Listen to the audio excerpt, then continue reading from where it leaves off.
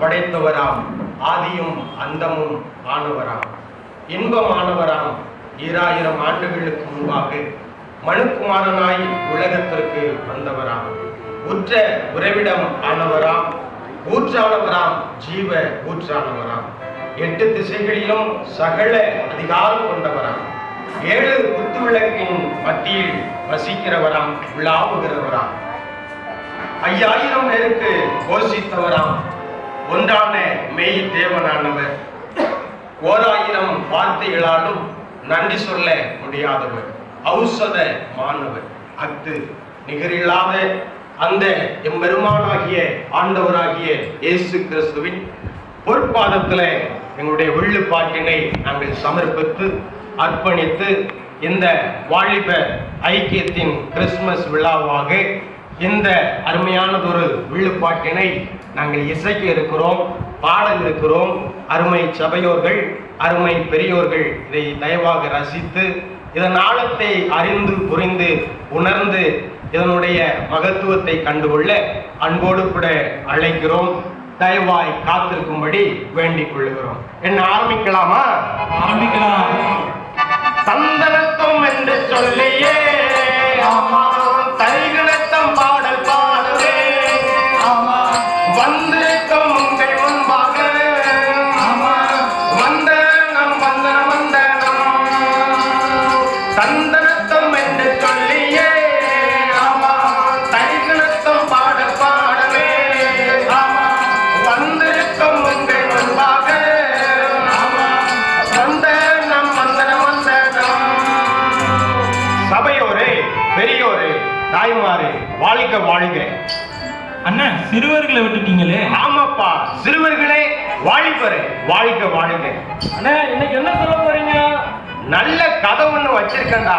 எங்க என் வில்லுப்பாட்டை எங்க? இதான பாருங்க. அட, அதை ஏன்டா நீ எடுத்து வச்ச? சரி விடு. எல்லாருக்கும் வணக்கம் வணக்கம் வணக்கம். ஆமா, வணக்கம் வணக்கம். ஏன்டா வணக்கம் வணக்கம்னு சொல்ற? பிரியாணி கறி வாசனை மூக்க தொலைக்கிறது. வில்லுப்பாட்டே நான் ஆரம்பிக்கல, அதுக்குள்ள சாப்பாடு பிரியாணியாடா. அம்மா வேற இருக்காங்க, வருத்தப்பட போறாங்கடா. கேளுங்க. விண்ணெஞ்சோதியம் பாலனின் பிறப்பு நட்சத்திரமாய் ஜொலித்திட்டதே. விண்ணெஞ்சோதியம் பாலனின் பிறப்பு கிழக்கு தேசத்தின் ஞானிகள் கண்டிட கிழர் மொழியாகிட்டதே.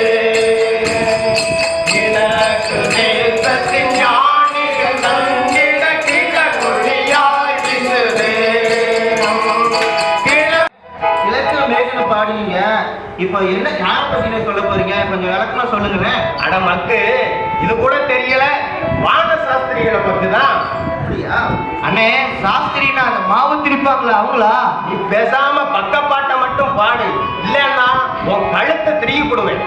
வான சாஸ்திரிகள் எப்பொழுதும் வானத்தை அண்ணார்ந்து பார்ப்பவர்கள்.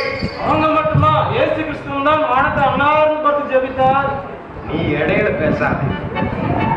இப்படியாக வானத்தை பார்த்தபோது ஒரு விசித்திரமான வால் நட்சத்திரம் தெரிந்தது. அதன் அழகு என்ன? அதன் அதிசயம் என்ன? அதன் ஆச்சரியம் என்ன? அதன் விசித்திரம் என்ன? இந்த என்ன? ஆச்சரியம் என்ன? ஆச்சரியம் என்ன? இப்படியாக வானிலே தோன்றியது ஒரு நட்சத்திரம். இதுதான் முதல் நட்சத்திரம். முதல் நட்சத்திரம். கேளுங்க. தேவாதி தேவன் படைத்திட்டாரே, தேடினமாதை தொடர்ந்திடவே, ராஜாதி ராஜன் இக்கோவில் உதிக்க கோடி நட்சத்திரமாய் தோன்றினாரே. ராஜாதி ராஜன் இக்கோவில் உதிக்க கோடி நட்சத்திரமாய் தோன்றினாரே. வேத அறிஞர்கள் வெற்றி பெறவே, வேத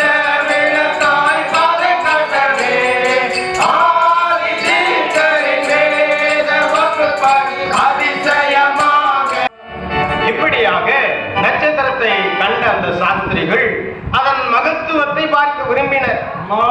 சாஸ்திரிகள் அதற்காக காடு மலை கடக்கணும், உணவு உறைவிடம் இல்லாமல் பயணம் செல்லணும், பாலைவனம் சோழவனம் கடக்கணும், பல 1000 ரூபாய் செலவு செய்யணும், ஒட்டகத்தில் ஏறி போகணும். இவ்வளவு கஷ்டங்கள் மத்தியிலேயும் அந்த யானைகள் புறப்பட்டனர். அந்த நட்சத்திரத்தை நோக்கி பாலனை தேடிய பலமயில் ஓடிய மவேலனை பணிந்திடவே, பாலனை தேடிய பலமயில் ஓடிய மவேலனை பணிந்திடவே, ஒட்டகத்தில் ஏறிய ரத்தத்தை ஏற்றிய சொந்தமாக இருந்தனரே, பாலனை தேடிய பலமயில் ஓடிய மவேலனை பணிந்திடவே, நட்சத்திரம் உதிக்க லட்சியமும் திறக்க சத்தம் நாடி விரைந்தனரே, நட்சத்திரம். அண்ணே, ஒட்டகமா அது எப்படி இருக்குன்னு தெரியாதா? தெரியலையே. எப்படி சொல்றது உனக்கு? ஆமா, நம்ம அண்ணன் இருக்கார்ல, நம்ம அண்ணன் நம்ம அண்ணன், நம்ம ராஜா சின்ன. ஆமா, அந்த அண்ணன் உயரம் இருக்கும். சரிண்ணே. சாஸ்திரிகள் புறப்பட்டு வெளியே வரும்போது அந்த நட்சத்திரம் வழிகாட்டி செல்ல ஆரம்பித்தது. ஆச்சரியம், நட்சத்திரம் வழிகாட்டுச்சானே, எனக்கு ஒண்ணுமே புரிய மாட்டேங்குது, கொஞ்சம் விளக்கமா சொல்லுங்களேன். ஆமா, இது தேவ பிள்ளைகளுக்கு மட்டும்தான். தேவ மகத்துவத்தை ஆராயும் பக்தர்களுக்கு மட்டும்தான் தேவன் நட்சத்திரமாக வழிகாட்டி முன் செல்வார். எனக்கு அந்த நட்சத்திரம் வழிகாட்டுமான. கண்டிப்பா, நீயும் கர்த்தருடைய பிள்ளையா இருந்தா மட்டும்தான் உனக்கு அவர் வழிகாட்டி முன் செல்வார். பழைய ஏற்பாட்டுல யோசேப்புடன் கர்த்தர் இருந்தார்.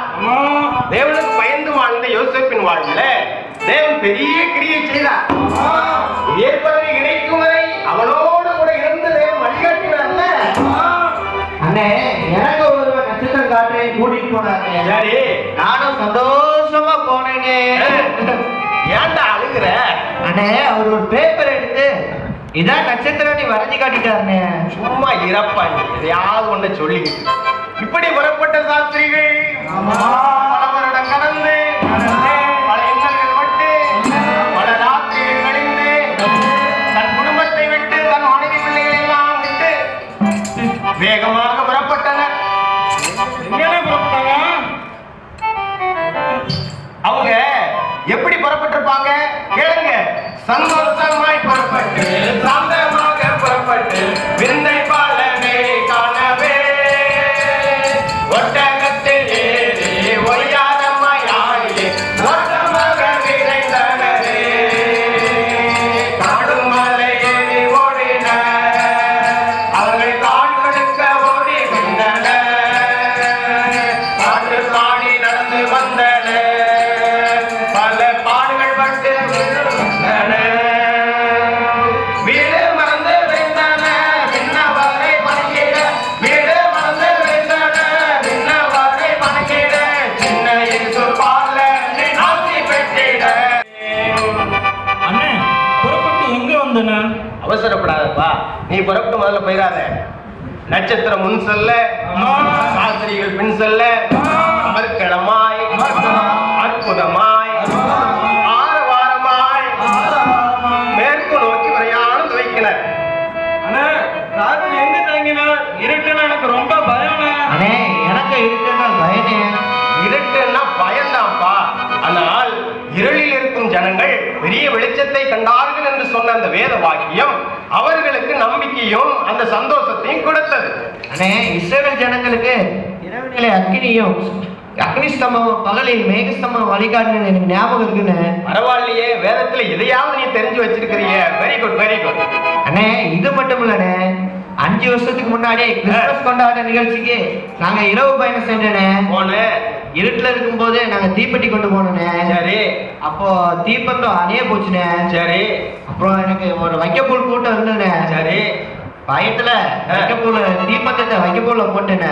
அட பாவி, இரவு முழுதும் பிரகாசமா இருந்துதுண்ணே. வைக்கப்போர் மட்டுமாடா எரிஞ்சிருக்கும், அதுக்கு சொந்தக்கார வயிறுல சேர்ந்து எரிஞ்சிருக்கும். அண்ணே, அன்னையில இருந்து எனக்கு தீப்பந்தம் சீமந்தான்னு பேர் வச்சுட்டாங்கண்ணே. நீ இப்ப சும்மா இருக்கல, உன் வாயில தான் தீய குளிச்சு போடணும், பேசாம இருக்கணும். இவ்வாறு புறப்பட்ட சாஸ்திரிகள்